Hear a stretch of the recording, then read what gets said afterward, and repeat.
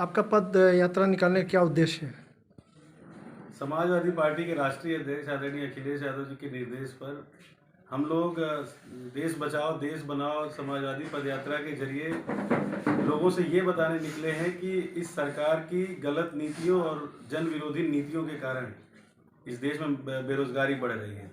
बेरोजगारी की स्थिति ये हो गई है कि नौजवानों को कोई रोजगार नहीं मिल रहा है। बेरोजगारी दर 45 साल के अपने उच्चतम स्तर पर है।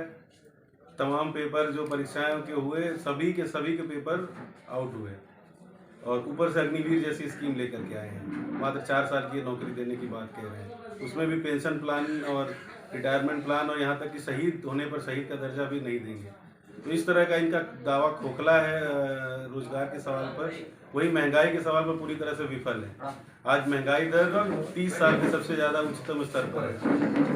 महंगाई पर फेल है, रोजगार देने में फेल है, ऊपर से पेट्रोलियम और के दाम और घर चलाना मुश्किल हो गया है कहने का। दूसरी तरफ निजीकरण और सांप्रदायिकता का बोलबाला है। निजीकरण इस कदर हो रहा है कि जितना भी हमारे अमूल्य संपदाएं थी इस देश में उन सभी को एक एक करके उनमें से जो पब्लिक प्रॉपर्टी है, जो सरकार की जो हिस्सेदारी है, पब्लिक की जो हिस्सेदारी है, उसको ख़त्म किया जा रहा है। सांप्रदायिकता बढ़ रही है। जो हमारे संवैधानिक संस्थाएं हैं, स्वतंत्र संस्थाएं हैं, उन सारी बॉडीज़ पे केंद्र सरकार का कब्जा एक तरह से हो गया है।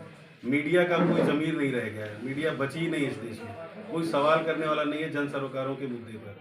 तो जब इस तरह की स्थिति आ गई तो ऐसे में और क्या किया जा सकता था सिवाय पैदल चलने के। इसलिए हम लोगों ने 9 अगस्त 2022 से गाजीपुर ज़िले से समाजवादी पदयात्रा निकालने के लिए हम लोगों ने आदरणीय राष्ट्रीय अध्यक्ष जी से निवेदन किया, जिसको उन्होंने हामी भर करके और हम लोगों को पार्टी के द्वारा भेज दिया कि आप लोग जाइए, चलिए। विधानसभा वार हम लोगों को चलना है।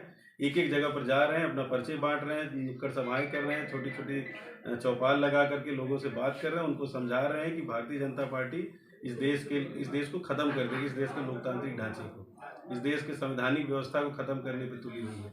इनकी जहरीली विचारधारा अगर ऐसे ही बनी रह गई तो आने वाले समय में फिर से बंटवारा होने की स्थिति आ जाएगी। और इस स्थिति से निपटने के लिए अगर आज हम नहीं खड़े होंगे तो हो सकता है कि आने वाली पीढ़ियों को हम जवाब देने की स्थिति में भी नहीं बचेंगे। पदयात्रा कहाँ गाजीपुर से स्टार्ट कर कहाँ आपने किया? कितने लोग हैं इसमें? होकर के गाजीपुर की सभी 7 विधानसभा में घूमते हुए बलिया, मऊ से आजमगढ़, आजमगढ़ से जौनपुर, जौनपुर से भदोही, भदोही से बनारस, बनारस से फिर